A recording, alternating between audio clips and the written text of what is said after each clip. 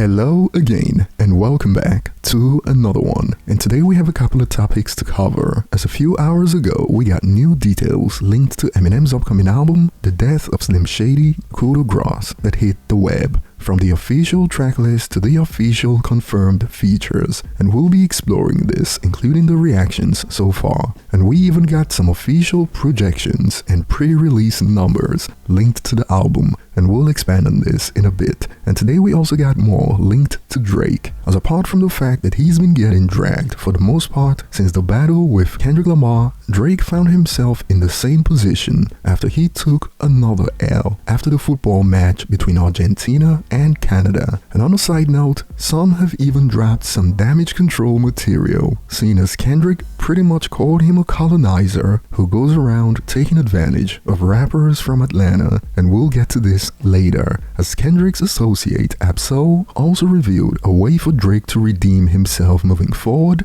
after Kendrick Lamar handed him the L. And starting with the death of Slim Shady, all it took for pop fans to start losing their minds was the official cover that sparked reactions like, "Watch as he used Megan for clout again." So clearly the effects of Houdini still linger, and boy, these people can't be real people. As we got more, it's gonna flop, lol. No Megan, no clout. We be new. And on a side note, perhaps these are real people from rival fan bases posing as Megan fans to set her up to get dragged again. And following the recent reports that alleged Megan Thee Stallion got busted by Spotify for faking her streams that resulted in the loss of roughly 30 million streams for her recent album, some Nicki Minaj fans made an entrance with takes like this in response to the cover of Death of Slim Shady. Dope cover. Let's see if he will outsell Megan's 64,000, since bodies said he used her name for clout. Laughing emoji. And while the effects of Houdini still lingers, the official tracklist reveal shows that we could be in for turbulent times on social media. Check out the official tracklist of the album that includes songs like Lucifer, Antichrist, and boy, Guilty Conscience 2. Now, for those of you who missed it, after Houdini dropped, there was this whole Gen Z debate on social media when a couple of Gen Zers on Twitter went viral when they singled out Guilty Conscience as an example of why they don't like Eminem. Clearly, they missed the point and concept of Guilty Conscience, and now, a few weeks later, we get to find out that the song that triggered, quote, an entire generation on Twitter is getting a sequel on Eminem's new album. The accidental foreshadowing is crazy, to be honest, hence reactions like, Guilty Conscience 2 is about to have all Lil Pop stands on their chart data and Pop Crave throwing tantrums. I can't wait. And mind you, Houdini, that was released as a single, was all it took to turn social media upside down, when some were even wishing death on Eminem like we covered, all because he mentioned Megan Thee Stallion. And don't let them spin the narrative, because these videos serve as daily receipts. Look at that from a few days ago.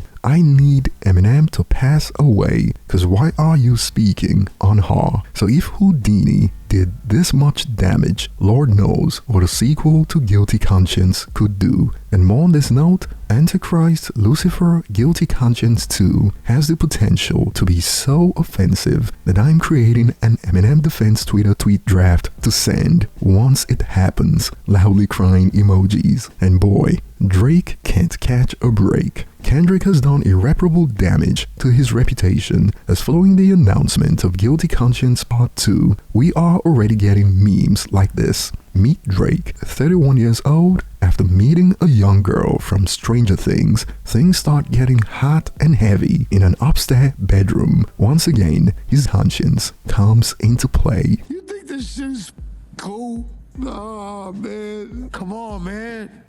Tired of this shit, man. It's just too much. I don't want to be the bad guy. Come on, man. And before we get to the new details linked to the album's launch, that includes an official listening party for those who went into panic mode after rumors hit the web that Skylar Grey was gonna be featured on the album. Well, according to latest reports, Skylar is confirmed on the album to feature on the track Temporary, Oh, the irony. The artist who has been a permanent fixture on Eminem's albums over the past decade is on the song Temporary. And this was reportedly confirmed on her IG broadcast channel, and some fans are losing it right now. Confirmed. Most boring track, worst beat on the album, back at it, Slim/Gray, mid 2024, laughing emojis. I think this album is gonna be huge, but you know I'm right, lol. But come on, Leaving Heaven, Black Magic, Last One Standing. Come on, man.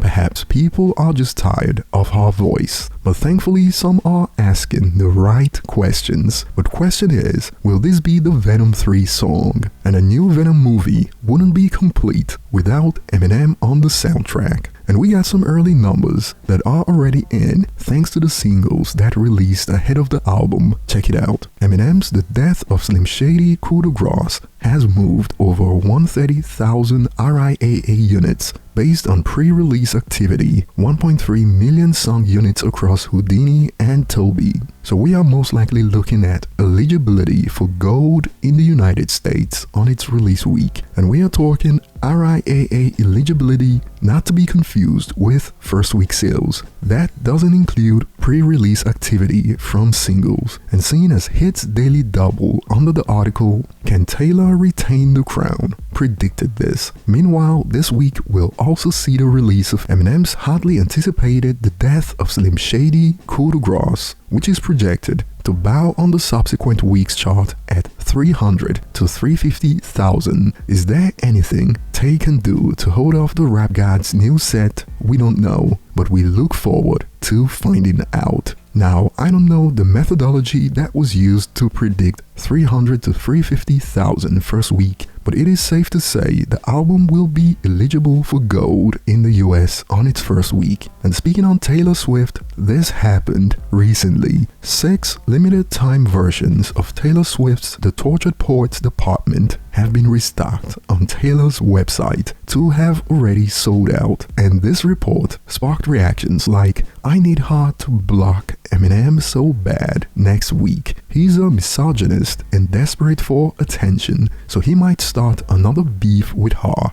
to revive his career. If she manages to block him, and locals would love a beef. But this was bait, as it didn't take long for this user to be exposed for farming engagement, seeing as just a few months ago, they literally revealed that Eminem was their most streamed artist, even above Taylor Swift. Talk about riding a wave to generate engagement. And on Twitter, you know it is over when someone pulls up this you in response to your tweet on the platform. And moving on, Royce is out here fueling the hype as he shared this a few hours ago. I can't wait for y'all to hear this ish. The Death of Slim Shady Coup de Grace, Friday. And Shade 45 announced an official listening party. Join us for a special listening party for Eminem's new album, The Death of Slim Shady, saying goodbye to his alter ego forever. We have your chance to experience it together with Shade 45's Destroy at the SiriusXM LA studios as he gives us a guided tour through the new album. But there's more. In collaboration with Complex, pull up to Complex LA this weekend and celebrate the release of Eminem's The Death of Slim Shady. And moving on to the next point, Drake can't catch a break from the L's lately, as he reportedly put down $300,000 on the game between Canada versus Argentina, and after Canada's loss, football accounts on Twitter were going viral with tweets like, Drake's Canada were eliminated and he lost $300,000 on the game, loudly crying emoji. And it didn't stop there. Even the official football accounts for Argentina took part in this. Argentina took a shot at Drake after he lost a $300,000 bet on Canada to beat them in the Copa America semi-final, using rap rival Kendrick Lamar's song to send him a message.